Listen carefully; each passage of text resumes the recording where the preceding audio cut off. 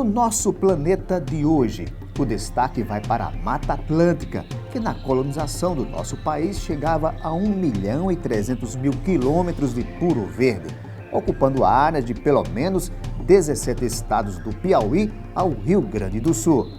Mas hoje 93% da mata original não existe mais, resultado da própria ação do homem. E o que o IBAMA faz para impedir a devastação de um dos mais importantes biomas do Brasil? Agora, no nosso planeta que está começando. Olá, a devastação da Mata Atlântica não é uma coisa muito nova. Na realidade, ela começou por volta de 1500 com a chegada dos portugueses. O alvo deles era essa planta aqui, de folha miúda, que nós conhecemos como pau-brasil. A extração da planta, que chamou a atenção também de franceses, era feita com a ajuda dos próprios nativos que habitavam na área litorânea. Em troca, recebiam mercadorias como machados, espelhos e tecidos.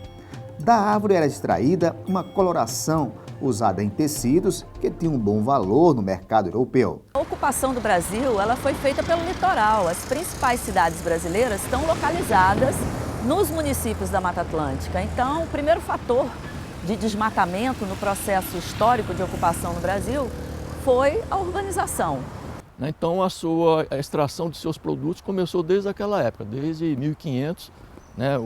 Teve o pau-brasil, um dos grandes fatores econômicos da época de desenvolvimento, assim como o ciclo do ouro e outros ciclos, teve o ciclo do pau-brasil também, que foi um fator bastante significativo na exploração da vegetação da Mata Atlântica. Posteriormente, com o decorrer dos anos, essa região litorânea também passou a ser uma região bastante habitada. E hoje quase 57% da população do Brasil está inserida dentro do bioma Mata Atlântica. O pau-brasil foi considerado extinto até 1928, quando foi descoberto um exemplar numa mata no interior de Pernambuco.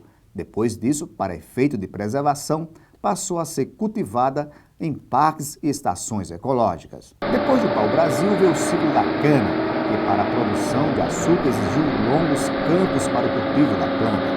Como era uma área de litoral, a Mata Atlântica é derrubada de forma mais intensa.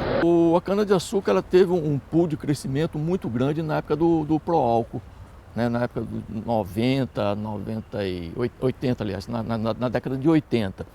Então, houve muito incentivo ao plantio de cana-de-açúcar, na época, justamente para estimular a produção de álcool. E, naquela ocasião, a vegetação de Mata Atlântica ainda não tinha uma norma específica de proteção. Então, não existia, a legislação ambiental ainda era muito frágil naquela época para conter esse avanço que desencadeado pela exploração da cana-de-açúcar. Então, naquela ocasião, houve realmente uma devastação bastante grande dos fragmentos de Mata Atlântica, principalmente na região Nordeste. A região Nordeste foi bastante atingida por esse programa do governo federal de expansão da cultura da cana-de-açúcar. Então, de lá para cá, mas assim como houve também o fim desse período do pró-álcool, então culminou também com o surgimento de novas legislações de Mata Atlântica, legislações mais protetivas, que asseguraram maior proteção a esse bioma também. Então foi um ciclo bastante significativo também, ocupou muita área anteriormente que era de Mata Atlântica, mas felizmente para o meio ambiente esse ciclo acabou. Então hoje não existe mais uma exploração tal como existia nesse período que nós falamos agora.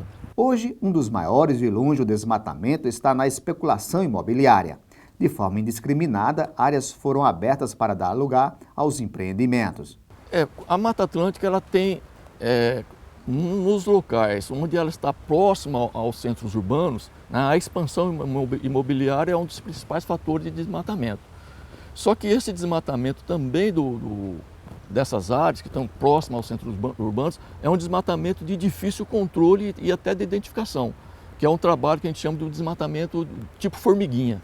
As pessoas vão, tiram uma árvore daqui, outra dali, entram para tirar outras coisas.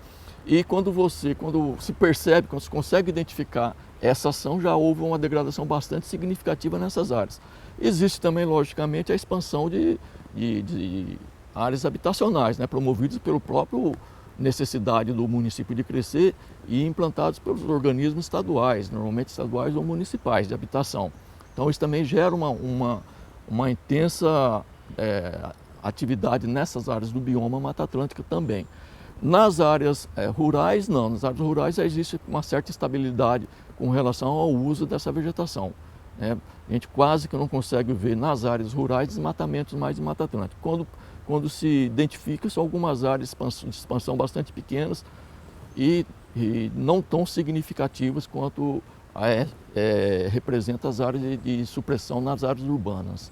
Você tem a urbanização, que continua contribuindo para o desmatamento nas cidades brasileiras localizadas na costa, o plantio de cana-de-açúcar e, recentemente, os manguezais, que também são ecossistemas associados de Mata Atlântica, têm sofrido muito com a atividade da criação de camarões. A criação de camarão são viveiros que são feitos e, para fazer esses viveiros, é desmatada parte do mangue é desmatado. E, além disso, também existe uma série de elementos tóxicos, né, que são introduzidos no ecossistema para essa atividade da carcinicultura. Então, tudo isso contribui para a perda da biodiversidade, né, e para o desmatamento.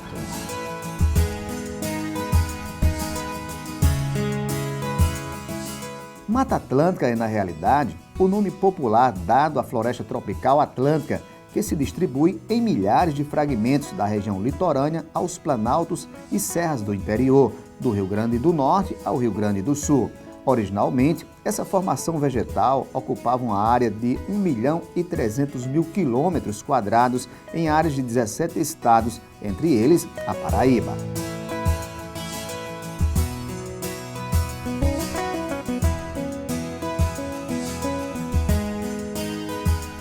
O ecossistema da Mata Atlântica é um dos mais ricos do mundo. A eles estão associados os manguezais e restingas, além da fauna composta com uma grande diversidade de animais silvestres.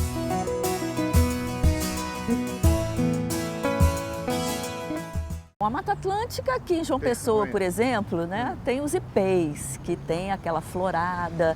Existem algumas espécies que elas são muito difíceis de serem reproduzidas. Então, é um perigo algumas espécies se acabarem, como o jacarandá, por exemplo. O jacarandá é praticamente extinto na Mata Atlântica, né? O jequitibá também é praticamente extinto, mogno.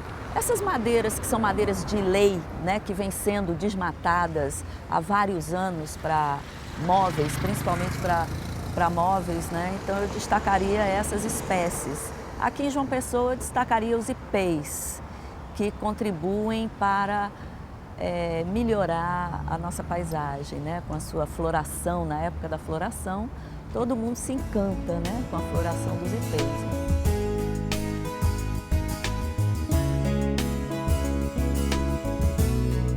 A seguir, nós vamos falar sobre as leis de proteção à Mata Atlântica e como o IBAMA está fazendo para fiscalizar o desmatamento. A gente volta já já.